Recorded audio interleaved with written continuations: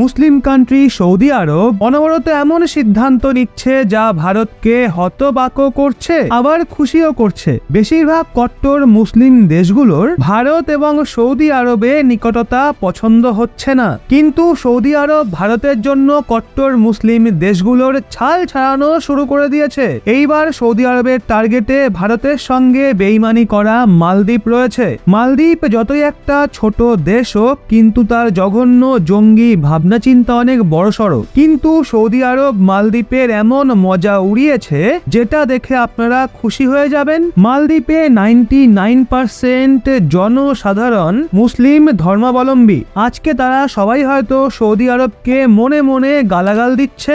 Saudi আরব একটা বড়সড় সিদ্ধান্ত নিয়ে মুসলিমদের সবথেকে পবিত্র শহর মক্কায় যোগা চ্যাম্পিয়নশিপ করিয়ে দিয়েছে। মক্কা শহরে ভারতের যোগাকে নিয়ে দারুণ উচ্ছ্বাস দেখতে পাওয়া যায়। সৌদি আরবের মক্কাতে যোগা সম্মেলন মালদ্বীপকে কষিয়ে চড় মারার মতো। মালদ্বীপ ওই দেশ যে ভারতের যোগাসনকে হারাম বলেছিল। মালদ্বীপ বলেছিল ভারতের যোগা ইসলাম বিরোধী। আপনাদের ওই ভয়ানক দৃশ্য হয়তো মনে থাকবে, যখন 2022-এ মালদ্বীপের কট্টর মানুষরা মালদ্বীপের রাজধানী মালেতে যোগা করা মানুষদের ওপর হামলা করেছিল।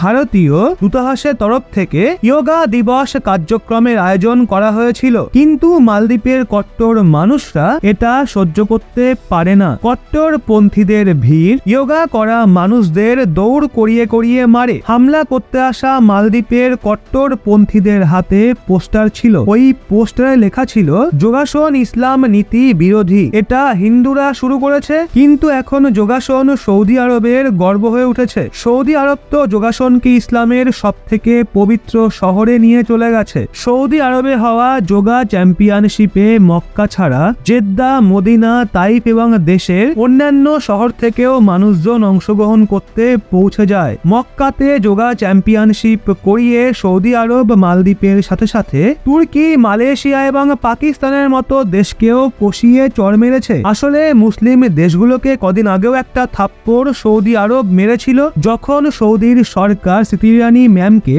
মদিনা শহরে ওই প্রথমবার কোনো অমুসলিম ডেলিগেশনকে নিয়ে যাওয়া হয়েছিল। তার উপর ওনারা আবার সেখানে পৌঁছেছিলেন ভারতীয় বস্ত্র পরিধান করে। এর থেকেই বুঝে নিন এই দৃশ্য দেখে মুসলিম দেশগুলোর এবং কট্টর মুসলিমদের ঠিক কতটা কেটেছে। তো বন্ধুরা, বাকি এই বিষয়ে আপনাদের কি মতামত নিচে কমেন্টে অবশ্যই জানান। আর এরকমই লেটেস্ট ইনফরমেটিভ ভিডিও পেতে চোখ রাখুন রহস্য বাংলার পর্দায়।